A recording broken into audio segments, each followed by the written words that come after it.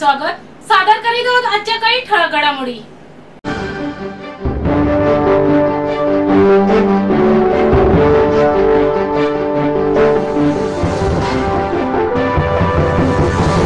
भिवंडीत शांतता प्रस्थापित करण्यासाठी पोलिसांनी सौम्य लाठीचार्ज केला आणि त्याची जबरदस्त किंमत येथील पोलीस उपायुक्तांना मोजावी लागली असा दावा करत सरकारला पोलिसांच्या मदतीने दंगली घडवून पोलिसांचाच बळी द्यायचा आहे असा आरोप राष्ट्रवादीचे नेते जितेंद्र आव्हाड यांनी केलाय। महाराष्ट्राच्या पोलीस खात्याचा राजकीय हत्यार म्हणून वापर करण्याची या सरकारची सवय महाराष्ट्राला महागात पडेल असेही त्यांनी म्हटलं आहे। कायदा आणि सुव्यवस्था राखण्याची जबाबदारी पोलिसांची असते, परंतु ही जबाबदारी उत्तमरित्या पार पाडलेली या सरकारला आवडत नाही, कारण या सरकारला कायदा आणि सुव्यवस्था बिघडवायची आहे असा आरोप आव्हाड यांनी केलाय। काल भिवंडीत जे काही झाले आणि त्यानंतर शांतता प्रस्थापित करण्यासाठी पोलिसांनी सौम्य लाठीचार्ज केला, त्याची जबरदस्त किंमत येथील पोलीस उपायुक्तांना मोजावी लागली। 24 तासाच्या आत कोणाला काही कळू न देता त्यांची बदली करण्यात आली। या बदलीमागील कारण काय, तर या सरकारच्या मनात जी दंगल होती ती दंगल घडण्यापासून रोखण्यात आली आणि हे नारळ त्यांनी पोलीस उपायुक्तांच्या डोक्यात फोडले असा आरोपही त्यांनी केलाय। संबंध महाराष्ट्रातील पोलिसांनी यातून धडा घ्यावा की या सरकारचे नेमके उद्दिष्ट काय आहे। त्यांना तुमची मदतीने दंगली घडवायच्या आहेत आणि या दंगलीनंतर तुमचाच बळी द्यायचा आहे। चीट भी मेरा पट भी मेरा अशी अवस्था आहे। महाराष्ट्राच्या पोलीस खात्याचा राजकीय हत्यार म्हणून वापर करण्याची या सरकारची सवय महाराष्ट्राला महागात पडेल असेही आव्हाड यांनी म्हटलं आहे। सलग 14 वर्षापासून सुरू असलेली निर्माल्य व्यवस्थापनाची परंपरा याही वर्षी चालू ठेवत समर्थ भारत व्यासपीठ यांनी यंदा rotary club of Thane garden city व ठाणे महानगरपालिका यांच्या सहकार्याने गणेशोत्सवात 32 टन निर्माल्य संकलित केले असून त्याची शास्त्रोक्त विल्हेवाट लावून खत निर्मिती केली जाणार आहे। सण उत्सव पर्यावरण स्नेही व्हावेत यासाठी समर्थ भारत व्यासपीठ गेल्या 14 वर्षापासून हर बार इको त्योहार ही मोहीम राबवित असतात। गणेशोत्सव व नवरात्र उत्सवामध्ये निर्माल्य संकलित करून त्यापासून खत निर्मिती केली जाते। तयार झालेले खत ठाणे महापालिकेच्या उद्यानामध्ये वापरले जाते। गेल्या 14 वर्षाच्या प्रयत्नामुळे सजावटीतील प्लास्टिक व थर्माकोलच्या वापराविरोधात व्यापक जनजागृती केल्यामुळे यंदा त्याचा वापर 95% कमी झाला। यासोबत शाडू मातीच्या मूर्ती वापरणे, मूर्तीचा आकार लहान ठेवणे, घरच्या घरी, सोसायटीत अथवा कृत्रिम तलावामध्ये गणेश मूर्ती विसर्जन करणे यासाठी जनजागृती करण्यासाठी ठाणे महापालिकेच्या सहयोगाने संस्था कार्यरत आहेत। यंदा मासुंदा, ठाणे पूर्व, रेतीबंदर, रायलादेवी येथील गणेश विसर्जन घाटावर निर्माल्य संकलन मोहीम राबवण्यात आली। जवळपास 32 टन निर्माल्य यावेळी संकलन करण्यात आले। संकलित निर्माल्यावर कोपरी येथील प्रकल्प पुनर्निर्माण येथे प्रक्रिया केली जात असून त्यापासून खत निर्मिती केली जाणार आहे। अनंत चतुर्दशीच्या दिवशी रेतीबंदर घाटावर गणेश आरासाठी देखील संकलन करण्यात आले। ठाणेकर नागरिकांनी निर्माल्य संकलन मोहिमेला उत्स्फूर्त प्रतिसाद दिला। यंदा एकही विसर्जन घाटावर पाण्यात निर्माल्य विसर्जित झाले नाही। या मोहिमेत समर्थ भारत व्यासपीठ, rotary club of Thane garden city व ठाणे महानगरपालिकेच्या कर्मचाऱ्यांनी सहभाग घेतला होता। ठाणे सिव्हिल रुग्णालयात किडनी रुग्णांसाठी आधारवड ठरताना दिसून येत आहे। रुग्णालयातील डायलिसिस सेंटरमध्ये गेल्या 6 महिन्यात रुग्णाचे 1000 सेशन झाले असून आता 2 सत्रात सुरू झालेल्या या सेंटरमध्ये जास्तीत जास्त रुग्णांनी फायदा घ्यावा असे आवाहन करण्यात आले आहे। रक्तातील अशुद्ध घटक बाहेर फेकण्यात नैसर्गिक काम किडनी मार्फत होत असल्याने माणसासाठी किडनी खूप महत्त्वाचं कार्य करत असते। मात्र किडनीची प्रक्रिया मंदावल्यावर प्रत्येक व्यक्तीला डायलिसिस करणे ही गरज बनते। सर्वसामान्यांसाठी नेहमी डायलिसिस खर्च परवडणारा नसतो, त्यामुळे अनेकांसाठी किडनीचा त्रास नकोसा होतो।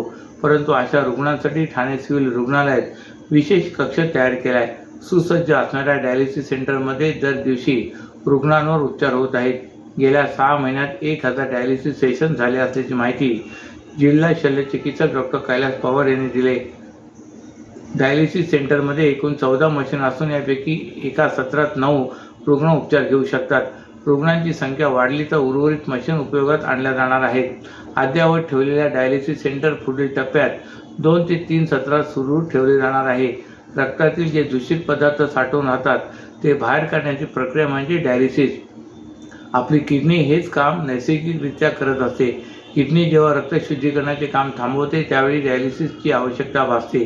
डायलिसिस सेंटरमध्ये जिल्ह्याच्या विविध भागातून रुग्ण उपचार घेण्यासाठी येत आहेत। या सेंटरचा उपयोग जास्तीत जास्त रुग्णांनी घ्यावा हाच प्रयत्न जिल्हा आरोग्य विभागाचा आहे, असे जिल्हा शल्यचिकित्सक डॉक्टर कैलास पवार म्हणाले।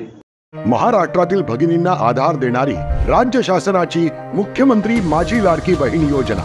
या योजनेअंतर्गत अल्प उत्पन्न गटातील 21 ते 65 वयोगटाच्या भगिनींना मिळणार दरमहा 1500 रुपयाची मदत। अर्ज करण्यासाठी 31 ऑगस्ट 2024 पर्यंत मुदतवाढ। कुटुंबाचं वार्षिक उत्पन्न 2.5 लाख रुपयांपेक्षा कमी असलेल्या महिला पात्र। कुटुंबाकडे पिवळं किंवा केशरी रेशन कार्ड असल्यास उत्पन्नाचा दाखला आवश्यक नाही। पांढरं रेशन कार्ड असेल किंवा रेशन कार्ड नसेल तर कुटुंबाचं वार्षिक उत्पन्न 2.5 लाखांपेक्षा कमी असल्याचा दाखला आवश्यक। योजनेसाठीचा ऑनलाईन अर्ज नारी शक्ती दूत ॲप वरून किंवा पोर्टलवर भरता येईल। ज्या भगिनींना ऑनलाईन अर्ज भरता येत नसेल त्यांच्यासाठी अंगणवाडी, ग्रामपंचायत, वॉर्ड ऑफिस, सेतू सुविधा केंद्रामध्ये किंवा आशाताई बचत गटाच्या CRP यांची मदत उपलब्ध। आता आपल्याला अभिमानाने म्हणता येईल, सुखी आणि सुरक्षित आहे माझी लाडकी बहीण। ठाणे महानगरपालिका क्षेत्रात मुंब्रा, दिवा, कळवा, माजिवडा, मानपाडा व वागळे या प्रभाग समितीमध्ये महाराष्ट्र औद्योगिक विकास महामंडळामार्फत पाणी पुरवठा करण्यात येतो।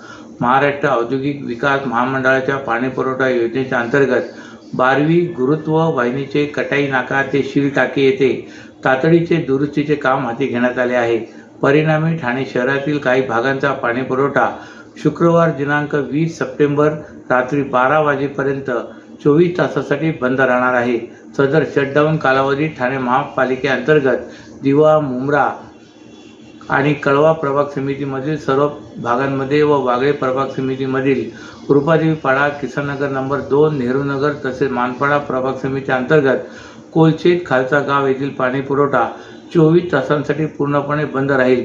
पाणी पुरवठा सुरू झाल्यानंतर पुढील 1 ते 2 दिवस कमी दाबाने पाणी पुरवठा होईल याची कृपया नागरिकांनी नोंद घ्यावी। सदर पाणी कपातीच्या कालावधीत पाणी काटकसरीने वापरून ठाणे महापालिकेत सहकार्य करावे असे आवाहन ठाणे महानगरपालिकेतर्फे करण्यात आले। ठाणे महानगरपालिकेच्या परिवहन सेवेतील कर्मचारी सेवानिवृत्त होऊन 5 वर्षाचा कालावधी लोटला तरी या कर्मचाऱ्यांना सेवानिवृत्तीची रक्कम मिळालेली नाही। यासाठी या कर्मचाऱ्यांनी वारंवार ठाणे महापालिका आयुक्त, परिवहन समिती, ठाणे महानगरपालिका युनियन, सहाय्यक आयुक्त यांची भेट घेऊन पत्राव्यवहार केला तरी देखील याची दखल घेतली गेली नाही।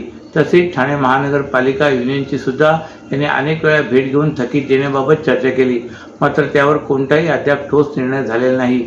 या कर्मचाऱ्यांच्या सेवानिवृत्तीच्या रकमेत 6वा वेतन आयोग, 7वा वेतन आयोग तसेच या आयोगाप्रमाणे जानेवारी 2016 पासून ते नोव्हेंबर 2022 पर्यंत वाढीव वेतन वाढीचा फरक, उपदान, रजा वेतन, वैद्यकीय भत्ता, रजा प्रवास भत्ता, पूरक भत्ता, पर्यायी रजेचा पगार, महागाई भत्ता व शैक्षणिक भत्ता अशी विविध सर्व थकीत देणे महापालिकेने देणे बाकी आहे। यातील काही कर्मचारी हे मयत झालेले आहेत, काही कर्मचारी आजारी आहेत, कोणाची बायपास, कोणाची अँजिओप्लास्टी झाले असून वयोमानानुसार काहींना आजारपण सतावत आहे। घराचे कर्ज, शिक्षणाचा खर्च, लग्नाचा खर्च, त्यामुळे सदर कर्मचारी मानसिक तणावाखाली वावरत आहेत। मात्र या सर्व गोष्टींचा विचार अद्याप ठाणे महापालिकेने केला नाही। येत्या 10 दिवसात ठाणे महापालिकेने ठोस निर्णय घेऊन एक रकमी रक्कम दिली नाही तर आम्ही सर्व कर्मचारी उपोषण करू असा इशारा या कर्मचाऱ्यांनी दिलाय। तर